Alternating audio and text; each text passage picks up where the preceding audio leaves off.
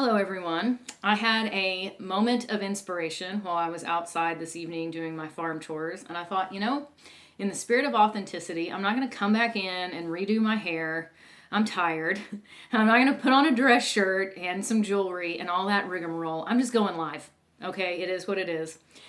There's pieces of hay on this jacket, and I can tell you for a fact that I have some bribery cattle cubes in the pocket. So if you hear something rattling around as I'm talking, that's what it is. It's treats for spoiled bovines.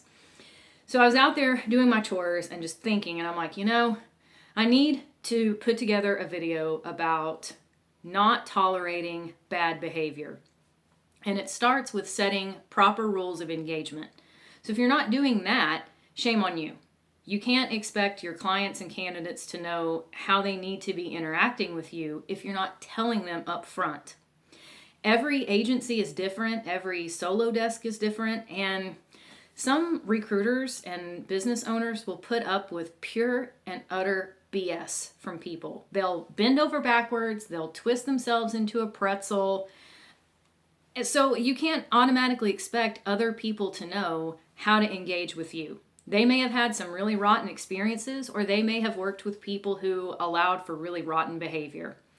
And let's face it, people are very similar to animals in that they will test the limits.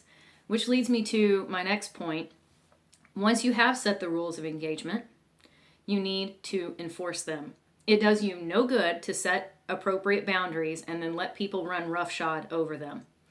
In farming, you need to always be checking out your fences and your gates, because trust me, your livestock are definitely checking them out daily.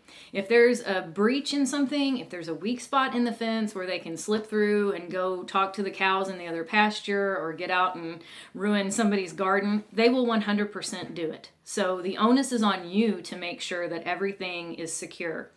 It's the same in the business world. So for example, if you've set a rule that you expect feedback after an interview the same day, and then you have a hiring manager who blows you off and waits 3 or 4 days before they say, well, we really liked the guy, we thought he interviewed well, but we need to see other people. No, you don't let that stand. Now, you don't have to be rude or hostile about it. You just simply remind that person, whenever you retain my services or whenever we talked about the fee agreement, I made it very clear that I need to have post-interview feedback the same day. Waiting 3 or 4 days is just not acceptable. I think we need to perhaps revisit our original agreement and discuss whether or not it makes sense to continue working together. It's not about being hateful, and it's not about puffing your chest out and trying to have some kind of power trip. It's just simply about keeping it real and remembering that your time is valuable too. Sometimes we put such a hefty prize on bringing in a new client or getting a new search assignment that it becomes like groveling. It's almost like, oh, thank you. Thank you for giving me a search assignment. I don't care if you walk all over me. I'm just so glad. No. Zip that crap up. Quit with that nonsense. What you bring to the table is important. And if you don't realize that, and if you don't bring that attitude, I would say swagger, but it's almost been kind of made gross. But you want to have a backbone. You want to have some confidence, because if you come to the negotiating table feeling like, a big bowl of jelly, that's how you're going to be treated.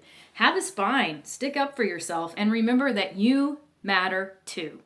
If you're having any issues connected with this, if you need some help setting appropriate boundaries or maintaining them once you have them, or just making a mindset shift away from being a doormat, drop me a line, get on my calendar, and let's talk about it. Bye for now. I'm going to go take a shower and get out of my old farm clothes. See ya.